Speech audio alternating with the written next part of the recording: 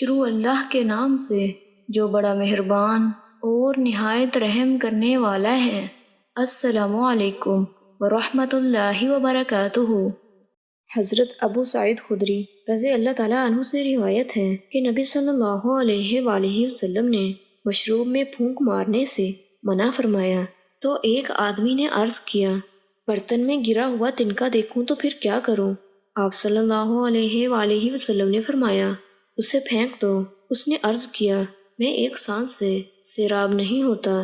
آپ صلی اللہ علیہ وآلہ وسلم نے فرمایا، اپنے منہ سے پیالہ ہٹا پھر سانس لے۔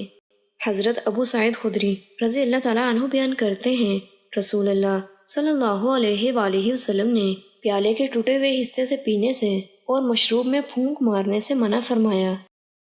حضرت ابو بختری نبی صلی اللہ علیہ وآلہ وسلم کے ایک صحابی سے روایت کرتے ہیں، انہوں نے کہا، رسول اللہ صلی اللہ علیہ وآلہ وسلم نے فرمایا، لوگ اس وقت تک گناہوں کی وجہ سے تباہ و برباد نہیں کیے جائیں گے جب تک وہ گناہوں کے جواز کے لیے جھوٹے عذر پیش نہیں کریں گے۔